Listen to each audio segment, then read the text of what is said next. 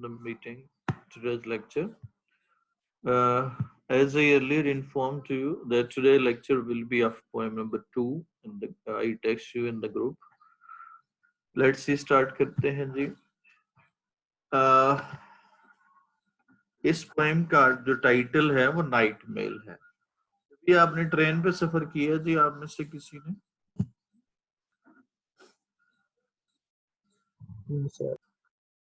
जी, train पे सफर पे आपने फिल्मों ड्रामों में तो आपको ट्रेन की आवाज आती हो. कैसे आती है? How does it produce its sound?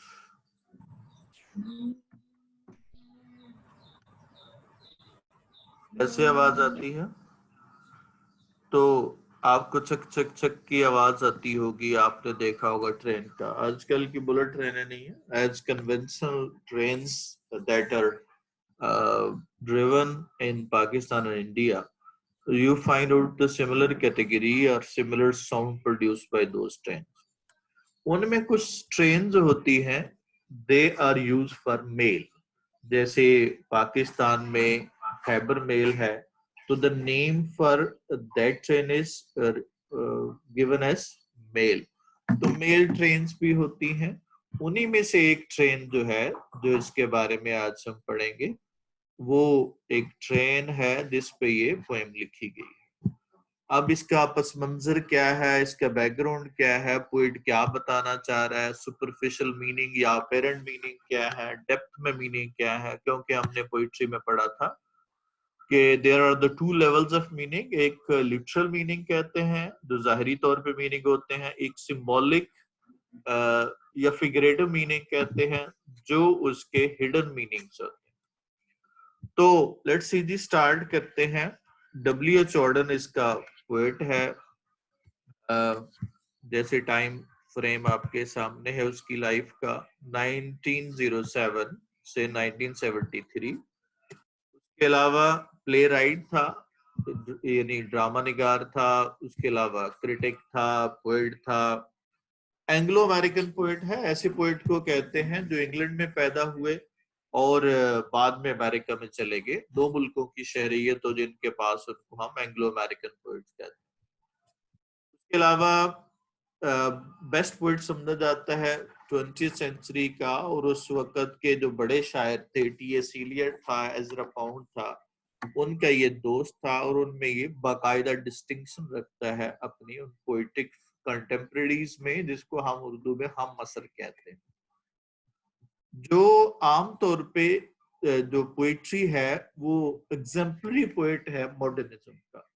Modern poetry अगर हम देखें तो पहले जो दौर में पोइट्री लिखी जाती थी दैट वाज ऑफ रोमांटिक, या रोमांटिसिज्म होता था, उसमें ज्यादा नेचर होती थी या सोसाइटी के बारे में लिखा जाता था. लेकिन सोसाइटी के बारे में बहुत कम लिखा जाता था. ज्यादातर पोइट्री जो है ना वो रोमांटिक होती थी पास्ट में. क्योंकि बड़े रोमांस मशहूर हैं. जैसे हम पंजाब की पोइट्री को देखें तो हम पंजाब की पोइट्री को दो कैटेगरीज में तकसीम कर सकते हैं. एक जो बड़े बड़े रोमांस हैं, हीर रांझा है, ससी पन्नू पुन्नू है, वगैरह वगैरह. और एक इसके अलावा हमारी सूफीज्म की पोइट्री है, ख्वाजा फरीद है वगैरह, शाह हुसैन, ये सारे.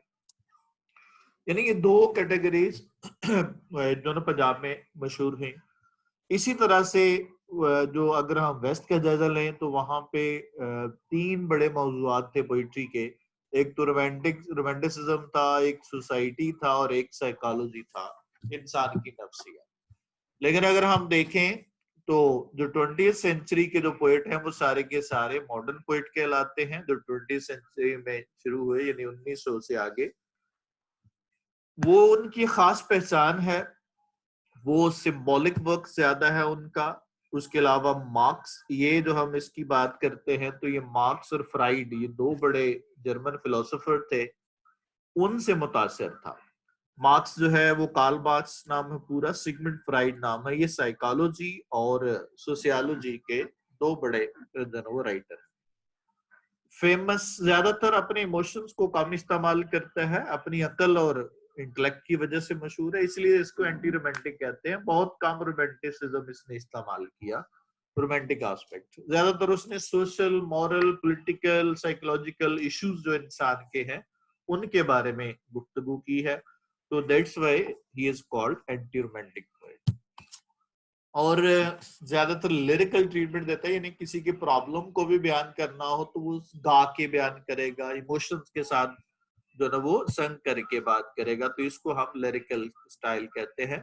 लिरिकल जैसे आप पढ़ते हैं कोई भी गाना हो तो हम लिखा होता है इसके लिरिक्स बनाए हैं फलां बंदे ने, तो लिरिक्स से मुराद वो जो जिसमें फीलिंग और इमोशंस का इजहार, उसको हम लिरिकल पोएम कहते हैं। उसके अलावा डेली लाइफ प्रॉब्लम है और पोस्ट वॉर पोएम्स भी हैं जिनमें वॉर के इफेक्ट्स के बारे में लिखा है, क्योंकि वर्ल्ड वॉर 1 और 2 के बाद जो लिटरेचर लिखा गया उसको हम पोस्ट वॉर लिटरेचर कहते हैं, क्योंकि उन वॉर्स के बाद जो लिटरेचर लिखा गया उनमें ज्यादातर रिफ्लेक्शन है उनमें ज्यादातर रिफ्लेक्शन है उसकी वॉर के इफेक्ट्स की, अनसर्टेनिटी की, क्योंकि जंग के नतीजे में दुनिया में अनसर्टेनिटी पैदा हुई। ये हम फिर अगली पोएम में, एक वॉर पोएम है उसमें हम बात करेंगे, चौथी 5वीं पोएम जो है। लेट्स सी जी, स्टार्ट करते हैं। अब जरा जैसे मैंने पहले आपसे पूछा था कि जिस तरह से हम ट्रेन की जो साउंड होती है, ट्रेन की जो साउंड है चक चक चक करते हुए आती है, इसी तरह से उसने पोएम को भी उसी मॉडल में क्या हुआ, वो उसी तरह से बयान किया हुआ है। यानी मैं उसको उसी अंदाज से पढ़ के बताता हूँ आपको। This is the night mill crossing the border, bringing the check and postal order, letter for the rich, letter for the poor, the shop at the corner, the girl next door. यानी जिस तरह से आप देखते हैं border और order, उसके बाद पुअर और डुअर, ये आपके राइम्ड वर्ड हैं जिसको हम काफिया क्या होगा, हम काफी अल्फाज कहते हैं। तो ये आपस में क्या होते हैं, जिनकी साउंड मिलती हो उसको हम क्या कहते हैं, राइमिंग वर्ड्स कहते हैं। तो ये राइमिंग वर्ड जो है ना उसने इस्तेमाल किए हैं यहाँ पे, और ये दो शेरों की राइमिंग स्कीम एक जैसी है, यानी दो शेरों की जो साउंड है वो एक जैसी है, जैसे बॉर्डर और ऑर्डर है, पुअर और डुअर है। तो इस तरह से राइमिंग स्कीम में लाता है। ये उसी तरह से उसने इसका जो राइमिंग स्कीम है या रिदम है, क्योंकि पोइट्री दो चीजों का नाम है, जैसे हमने उसके इंट्रोडक्शन में पढ़ा था, एक तो राइम और रिदम होता है, यानी हम काफी अल्फाज और एक सीक्वेंस होता है उसमें, रिदम होता है, म्यूजिकलिटी होती है, और दूसरा हमने कहा था फीलिंग का, जो ना आउटबर्स्ट फीलिंग्स होती हैं जो अचानक इंसान के मुंह से निकलती हैं, यानी फीलिंग का इजहार होता है उसमें। तो इस मुनासबत से हम देखेंगे, पहला जो अगर अपेरेंट मीनिंग देखें, this is the night mill crossing the border, तो सिंपल ही ट्रेन के बारे में। अगर हम इसको बैकग्राउंड पे चलें तो इनफैक्ट हुआ इस तरह से कि 1936 में एक डॉक्यूमेंट्री फिल्म बनी। ये एक नाइट मेल चलती थी, यानी मेल ट्रेन चलती थी इंग्लैंड और स्कॉटलैंड के दरमियान। उस ट्रेन, वो जाहिर है कम्युनिकेशन के लिए ट्रेन थी, यानी कि वो खतो खताबत के लिए वो ट्रेन चलती थी। और वो ट्रेन स्कॉटलैंड और इंग्लैंड के दरमियान चलती थी। उस पे एक डॉक्यूमेंट्री फिल्म बनी 1936 में, उसकी ओपनिंग सेरेमनी थी। इस पे डब्ल्यू.एच. ऑर्डन को भी बुलाया गया और उसने ये पोएम वहां पे ये पढ़ी, तो उसी को वो बयान करता है। अगर हम ज़ाहिरी तौर पे देखें तो that is about the train, train के बारे में है कि ये नाइट मेल है जो बॉर्डर को क्रॉस कर रही है। बॉर्डर से मुराद यहाँ पे स्कॉटलैंड और इंग्लैंड के दरमियान बॉर्डर।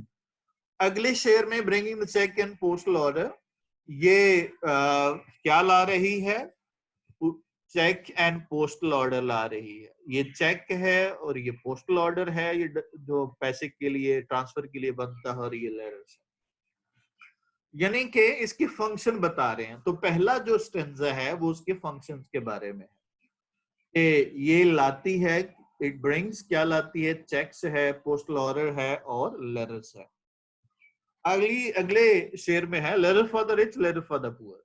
यानी सभी लोगों के लिए लेके आती कम्युनिकेशन, ये कम्युनिकेशन का जरिया है तो सभी को हेल्प करती है, सभी को बेनिफिट करती है, चाहे वो रिच हो चाहे वो पुअर हो। और shop eight the corner the girl next door, कोई बताएगा जी शॉप एट द कॉर्नर से मुराद क्या, कैसा लेटर है जो यहाँ पे बयान करना चाह रहा है जी? Come on.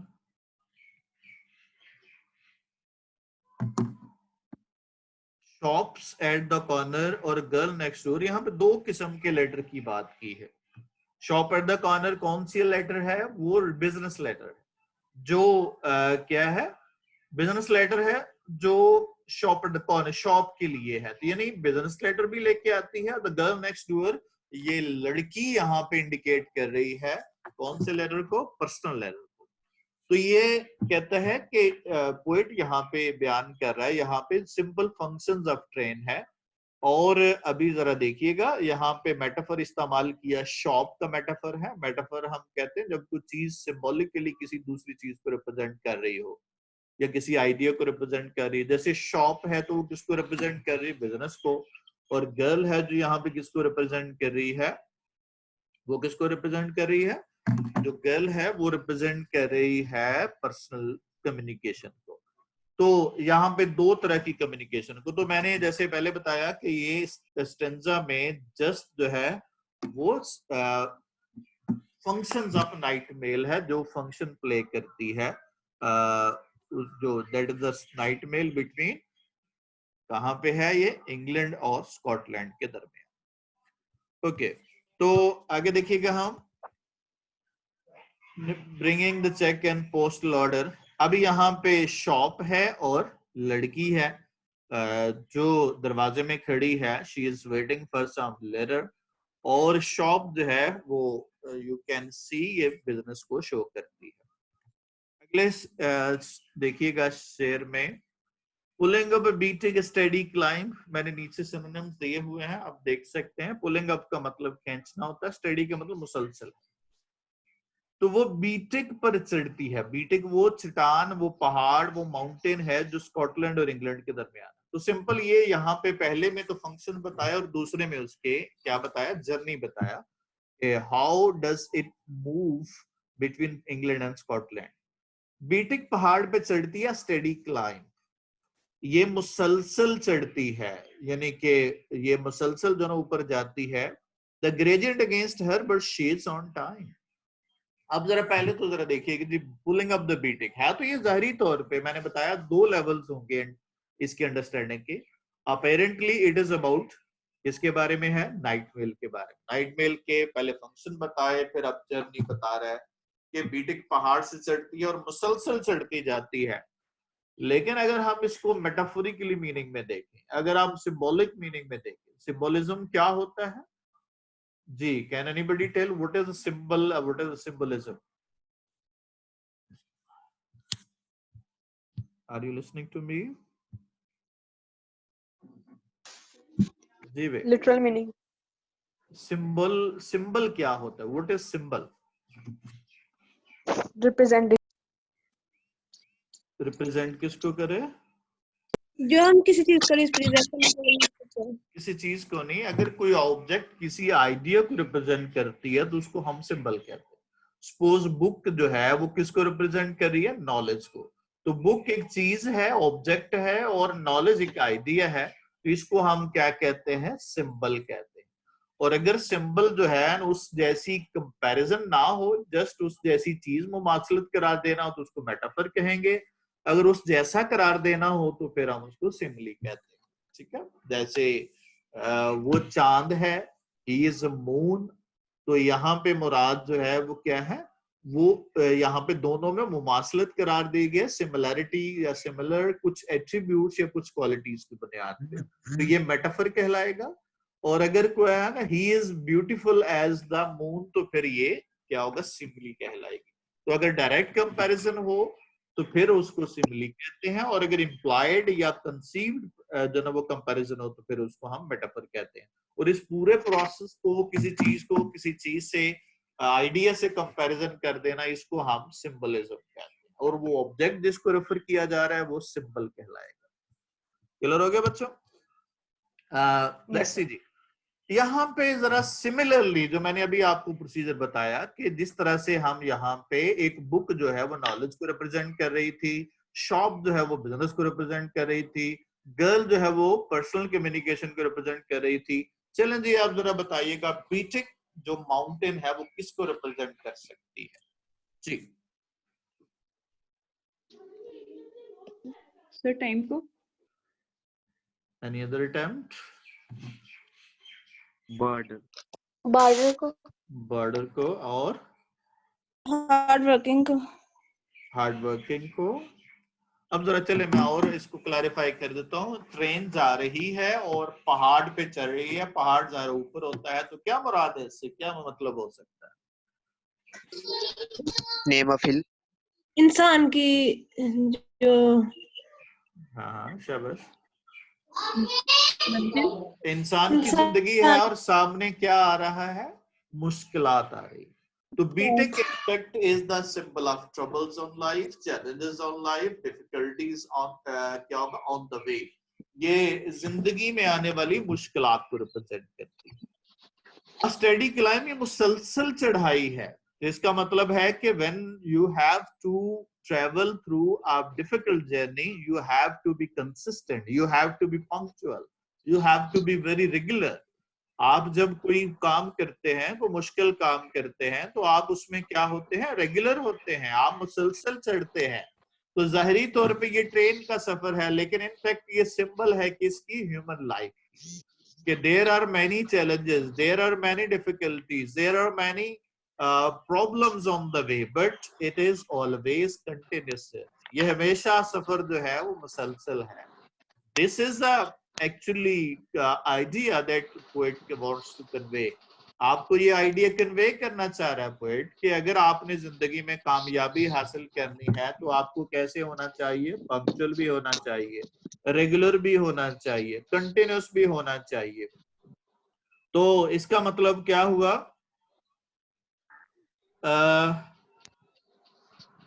इसका मतलब है कि इसका मतलब ये हुआ कि जो मुसलसल चढ़ना इंसान की ये जिंदगी है और इसी को हमने शुआर बनाना है, इसी को अपना वे ऑफ लाइफ बनाना है। जैसे यहाँ पे ट्रेन है, आगे देखिएगा जरा। द ग्रेजेंस अगेंस्ट हर, ग्रेजेंट कहते हैं कोई ऊंची जगह को, पहलवान को जब ऊंची जगह पे चढ़, gradient's against her but she is on time. उसके रास्ते में बहुत सारी मुश्किलात हैं लेकिन वो टाइम पे पहुंचती है। पहली बात तो जाहिरी तौर पे देखें कि there are many difficulties on the way of the train but it reaches on time and वक्त पे पहुंचती है। अगर हम इनवर्डली या सिंबॉलिकली मीनिंग लें, ये तो जाहिरी मीनिंग होगा, सिंबॉलिकली मीनिंग लें तो रास्ते में क्या है? मुश्किलात हैं, चैलेंजेस हैं, डिफिकल्टीज हैं। तो वही इंसान जो है वो कामयाब होता है जो उन मुश्किलात की परवाह नहीं करता, वो उन डिफिकल्टीज की परवाह नहीं करता। लोग क्रिटिसाइज करते हैं, लोग बातें बनाते हैं, वो मुश्किलात होती हैं, रातों को जागना पड़ता है। आप किसी भी सक्सेसफुल आदमी के पीछे उसकी लाइफ में देखें तो it is not a overnight journey, it is the journey consisted in years. सालों की मेहनत होती है। स्टीव जॉब्स जो है ना एक दिन में एप्पल का ओनर नहीं बन गया था, ही स्ट्रगल्स फॉर इयर्स, डिकेड्स तक उसने जो है वो मेहनत की उसके लिए। आशवानी जो है ना वो पीसी होटल का मालिक एक दिन में नहीं बन गया, he has a great struggle. वो भी टाइम होता था जब उसके घर में खाने के लिए पैसे नहीं होते थे। आप दुनिया के किसी भी बंदे को उठा के देख लें, ये जो बॉस फर्नीचर बनाने वाला मालिक है ये अखबारें बेचता, he just sold newspapers in different homes, और now he is the amongst that क्या होगा top billionaires of the world. इसी तरह से जो बिल गेट्स को देखें, ही वाज अ फेलियर, क्या होगा? He was failed, he was not given a job in a private company as a software engineer, और फिर उसने मेहनत की और आज वो दुनिया के अमीर तरीन आदमियों में शुमार होता है। तो every person you find successful is always, his life is always full of trials, full of tests, full of challenges, लेकिन वही लोग कामयाब होते हैं जो उसको कंटिन्यू करते हैं।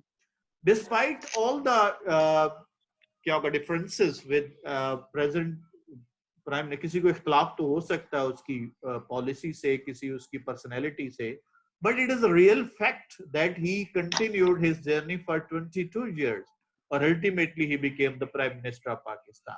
तो यानी कि अगर हम किसी भी जिंदगी को हम सक्सेसफुल देखना चाहते हैं तो उसकी लाइफ में चंद चीजें बड़ी कॉमन है।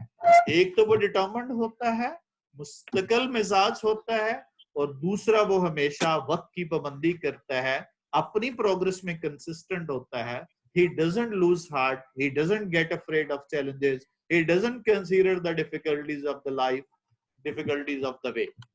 और यहाँ पे दूसरा हम फिगरेटिव देखें तो यहाँ पे फिगर ऑफ स्पीच इस्तेमाल किया है, शी का वर्ड इस्तेमाल किया और हर का इस्तेमाल किया। तो ये क्या इंडिकेट करता है, इसको हम क्या कहते हैं, ये शी का इस्तेमाल करना क्या कहलाएगा, ये पर्सोनिफिकेशन है। It is called personification.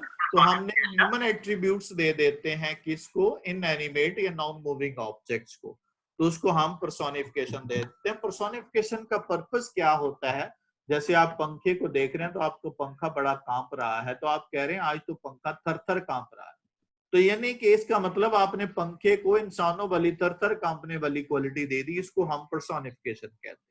Personification क्यों दी जाती है, ये इनफैक्ट ह्यूमन एट्रीब्यूट देना ताकि उसमें लिविंग कैरेक्टर आ जाए, आपकी इमेज, आपका इमेज जो माइंड में बन रहा है वो ज्यादा क्लियर बन जाएगा। जैसे अगर आप वैसे पंखा हिल रहा है तो इतनी वाज़ेह पिक्चर नहीं है, लेकिन अगर पंखा थर थर कांप रहा है तो ये वाज़ेह पिक्चर आपके जहन में आ गई कि वाकई बहुत ज्यादा हिल रहा है। अब जरा देखिए जी, past cotton grass and moorland boulder shovelling white steam over her shoulder. तो कहां से गुजरती है ये, कॉटन ग्रास से, मोरलैंड बोल्डर से। मोरलैंड बोल्डर, मोरलैंड का मतलब होता है हाईलैंड भी कहते हैं, जो ऊपर बुलंद जगह हो, और बोल्डर पहाड़ी को कहते हैं, और मोरलैंड वो जगह भी होती है जहां पे ग्रीनरी हो, उसको भी मोरलैंड कहते हैं। तो यानी ये पहाड़ से भी गुजरती है और मैदानों के पास से भी गुजरती है। कॉटन फील्ड यहाँ पे किसकी सिंबल है, वो लेवल्स की, और बोल्डर किसकी सिंबल है, अप्स की। तो इसका मतलब ये हुआ कि it is not a mayor train, rather it is the symbol of human journey. इंसान की जिंदगी का ये सफर है जिसमें अप्स भी हैं और डाउन्स भी हैं, जिसमें खुशी भी है, जिसमें गम भी है, जिसमें गेन भी है, जिसमें लॉस भी है, जिसमें मुश्किलात भी हैं, आसानियां भी हैं, जिसमें मैदान की तरह आसानियां हैं और पहाड़ की तरह मुश्किलात हैं। लेकिन वही लोग कामयाब होते हैं जो उस पहाड़ों को, उस अप्स एंड डाउन्स को, उन ट्रबल्स को वो क्या करते हैं, उससे घबराते नहीं है और अपना सफर जारी रखते हैं। और जब मैदान से गुजर रहे हो, जब उनकी जिंदगी में आसानियां हो, तो वो मुश्किलात के लिए तैयार रहते हैं, अपने आप को वो तैयार रखते हैं। Shovelling white steam over her shoulder, तो वो अपने ऊपर से व्हाइट स्टीम फेंक रही है। पुराने जमाने में स्टीम इंजन्स होते थे जो एक्सटर्नली कंबशन इंजन्स होते थे। आजकल के इंजन्स को इंटरनली कंबशन इंजन होता है, अंदर जो है आग लगती है, तब बाहर आग जलाई जाती थी कोयले की, और स्टीम जो पैदा होती थी, वेपर्स जो पैदा होते थे, उससे, उन वेपर से जो है ना वो इंजन चलाया जाता था। तो इस तरह से वो जो ना वो, इसलिए उसको वो इंडिकेट कर रहा है कि white steam over a shoulder, उससे व्हाइट स्टीम निकल रही है, यानी कि वो धुआं फेंक रही है, वो व्हाइट स्टीम भाप जो है वो निकाल रही है। तो ये सफर के बारे में था, उसके ट्रेन के सफर के बारे में था, किस तरह से पहाड़ पे चढ़ती है। और जरा देखिएगा सिमिलैरिटी किस तरह से ह्यूमन लाइफ है। देखिएगा आपने, एडवेंचरस लोग हमेशा, रिस्की लोग जिंदगी में कामयाब होते हैं। मेरे जैसे जो रिस्क नहीं लेते वो कामयाब नहीं होते। वो रिस्की लोग जो है, देखें ट्रेन और पर्सन में क्या सिमिलैरिटी है, train is also going against the difficulties, और the person in the picture is also going against the क्या होगा, डिफिकल्टी। उसके बाद pulling up the Beattock steady climb, ये तो हो गया। उसके बाद कहते हैं snorting noisily as she passes. Snorting noisily, वो शोर मचाते हुए जाती। She passes silent miles of wind bent grasses. जाहिरी तौर पे तो ये क्या है, स्नॉटिंग जो है ना, ये भी ह्यूमन क्वालिटी है, खराटे लेना जिसको हम कहते हैं, ग्रंटिंग। ये खराटे लेते हुए जाती है, मतलब क्या है, शोर मचाते हुए जाती है। और शोर मचाते हुए, स्नॉटिंग नाइजली एज शी पासेस, जब ये गुजरती है तो ये क्या होगा, शोर मचाती है, विस्लिंग करती है। तो यहाँ पे एक तो पर्सोनिफिकेशन हो गया। दूसरा यहाँ पे ट्रेन के बारे में, सफर के बारे में मजीद बता रहा है कि ये क्या करती है, it makes noise while travelling.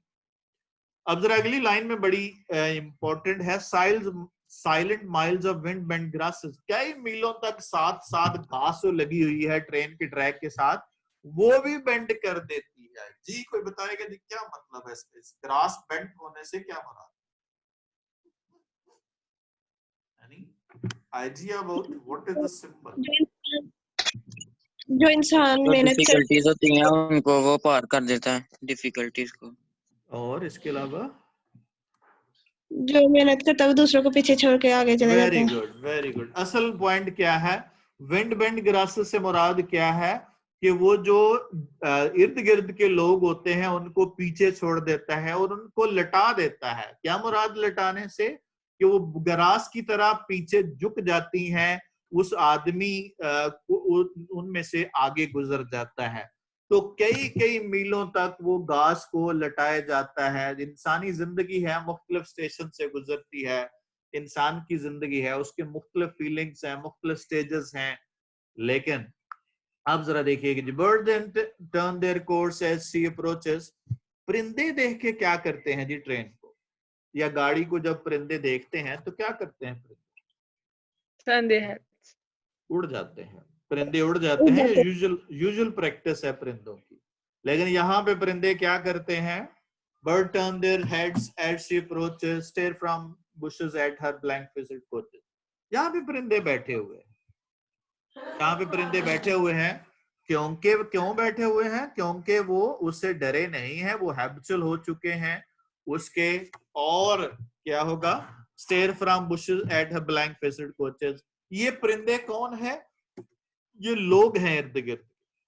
शुरू में बातें करते हैं, आप किसी आदमी को, कामयाब आदमी को देखते हैं तो आप क्या कहते हैं उसके बारे में? जेलस होते हैं। आप उसके बारे में नहीं चंगा, चबल दिया, ये देखो इसने बेईमानी की होगी, इसने इसलिए बड़ा घर बनाया तो बेईमानी की होगी। तो हमारा सबसे पहला जो स्टांस होता है, वो हमारा व्यू पॉइंट होता है, वो क्या होता है? हम उसके बारे में क्रिटिसाइज करते हैं। तो बर्ड्स इनफैक्ट आने वाले वो परिंदे हैं, बर्ड्स वो लोग हैं जो क्रिटिसाइज करते हैं या वो देखते हैं उसकी तरफ, उस कामयाब आदमी की तरफ जो पंक्चुअल डिटरमिन्ड पर्सन होता है, जो मुस्तकिल मिजाज होता है, जो अपने सफर को जारी रखता है। लेकिन यहाँ पे वो क्या है? वो they have become habitual of क्या होगा? हिम या हर। स्टेयर फ्रॉम बुशेस, वो सिर्फ देखते हैं, just look at the blank faced coaches. Blank faced से मुराद क्या है? जिनके चेहरे पे कुछ जज्बात ना हो। वैसे ब्लैंक फेस्ड से मुराद खाली ट्रेन भी हो सकती है, लेकिन यहाँ से मुराद क्या है कि वो चूंकि उसमें ट्रेन में सिर्फ मेल होती है, उसमें बंदे नहीं होते। और यहाँ से दूसरा मुराद यहाँ पे ये है कि वो समझता है कि इस आदमी के चेहरे पे कोई जज्बात ही नहीं है। जैसे आपने किसी आदमी को जो बड़ा रेगुलर है, पंक्चुअल है, तो आप उसको देख के पहला आइडिया क्या होता है? यार इसको क्या, इसको दुनिया का इसने क्या एंजॉय किया, इसकी जिंदगी में एंटरटेनमेंट ही नहीं है, ये तो पागल है, ये फलां हर वक्त काम में लगा रहता है।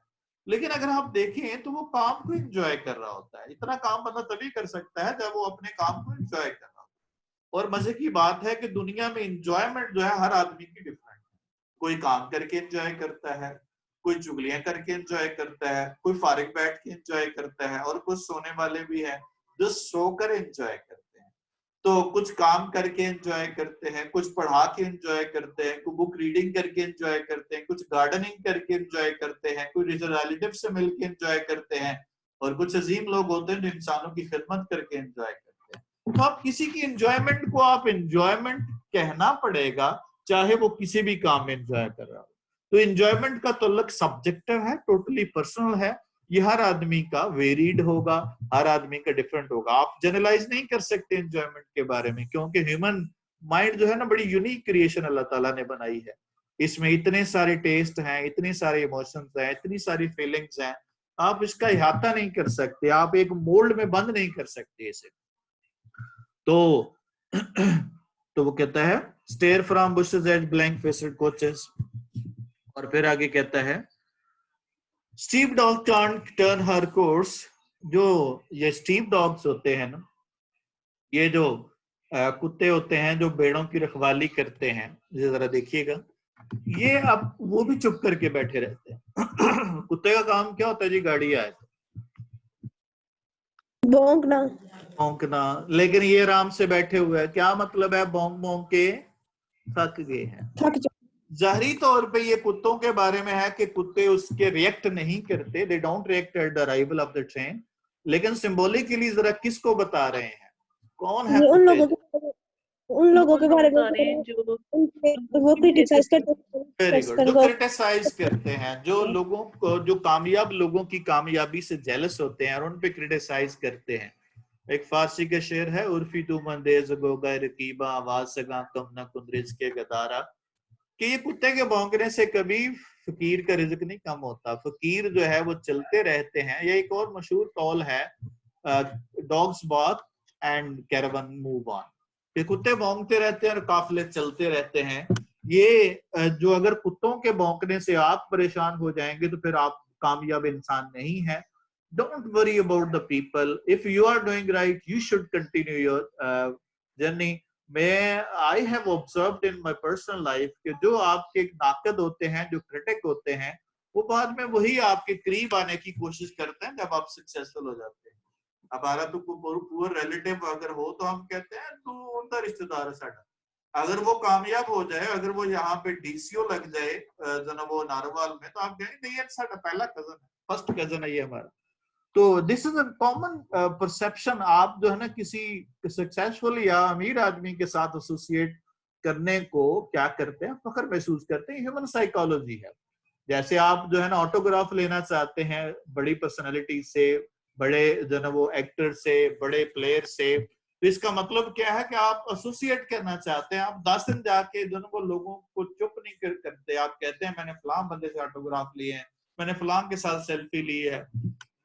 तो दैट्स द वर्ड, ये ह्यूमन साइकोलॉजी है। तो ये कुत्ते जो है ना भौंकते रहते हैं, they criticize this, these dogs indicate the criticizing people. They slumber on the paths across, वो सोए रहते हैं, they keep on sleeping, they have tired of their barking, वो भौंक भौंक के थक चुके हैं।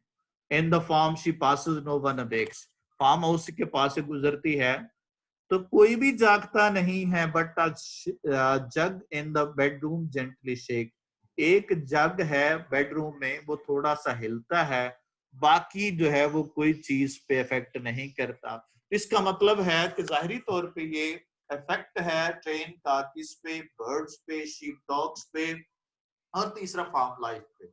लेकिन इनफैक्ट ये वो क्रिटिसिज्म है, वो ओपोजिशन है, वो क्या होगा, लोगों का रवैया है, एटीट्यूड है, रिस्पॉन्स है, जो किसी सक्सेसफुल और डिटरमिन्ड पर्सन को क्या है उसकी जिंदगी में आते हैं। और वही लोग कामयाब होते हैं जो उस जिंदगी में सफर को जारी रखते हैं।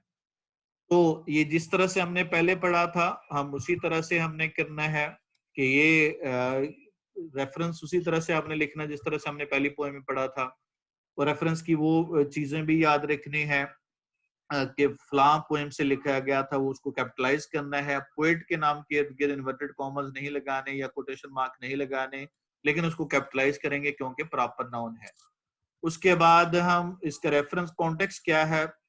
Night mail is the symbolic poem है क्योंकि ये दो लेवल पे जो ना मीनिंग दे रही है। The night mail is a train, mail train है। इट क्या लाती है? Carries letter, cheques and postal order. ये आपने मैंने बताया था इसमें मेन आइडिया भी आ सकता है, लेकिन वैसे होता है ये समरी भी हो सकती है, या what is before and what is next. Cheques and postal order लेके आती है। Just like a determined person, it passes many hurdles and barriers, बहुत सारी मुश्किलात में से गुजरती है, लेकिन reach the destination in time. तो कोई भी रिएक्ट नहीं करता at its arrival as people don't.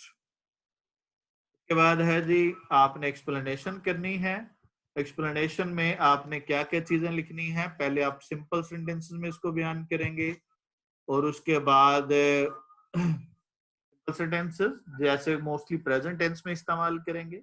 Ideas देखने हैं स्टेंजा में कौन कौन से हैं मेन आइडिया। जैसे यहाँ पे कौन सा मेन आइडिया था जी इस पोएम में जो अभी तक हमने पढ़ा? कौन कौन से मेन आइडिया? घबराना नहीं है, डिटर्मिनेशन है, ब्रेवरी है, पंक्चुअलिटी है, फेसिंग हार्डशिप्स हैं। ये सारे के सारे आइडियाज हैं जो हम कहते हैं इन लाइंस में मौजूद हैं। वो लाइंस में बताना है यहाँ पे क्या है, यहाँ पे पहाड़ है तो किसको रिप्रेजेंट कर रहा है, यानी सिंबॉलिक मीनिंग भी आपने बताने। फिर आपने जो फिगर ऑफ स्पीच आ जाए, फिगर ऑफ स्पीच आपको पता है कौन से होते हैं, सिमली है, मेटाफर है, पर्सोनिफिकेशन है, एजोनेंस है, ओनोमेटोपोए है, अपोस्ट्रोफी है। ये सारे फिगर ऑफ स्पीच हैं जो सिंबॉलिक मीनिंग देते हैं, जो चीजों को हट के मीनिंग देते हैं, जो एक्चुअल चीज नहीं होती उससे डिफरेंट मीनिंग देते हैं। तो उनमें जो भी आ जाए उनका मतलब बताना है, क्यों है, क्या है। जैसे सिमिली मेटाफर आ जाए तो इसका या आ जाए पर्सोनिफिकेशन आ जाए तो इसका मतलब है हमने इमेज को ज्यादा वाज़िह बना दिया। एसोनेंस ओनोमेटोपोए जो है ना, ये म्यूजिकलिटी को दिखाता है। अपोस्ट्रोफी जो है ना, ये भी इमेजिनेशन को क्रिएट करता है। तो इस तरह से हर एक फिगर ऑफ स्पीच का एक फंक्शन होगा। फिर आपने इनको उनके बारे में जो ना बताना है। जैसे यहाँ पे आपने ट्रेन का सिंबल या मेटाफर इस्तेमाल किया। ट्रेन का मेटाफर किस लिए इस्तेमाल किया, वो जर्नी ऑफ क्या होगा, लाइफ के बारे में। और एंड पे आपने राइमिंग स्कीम बना देनी है।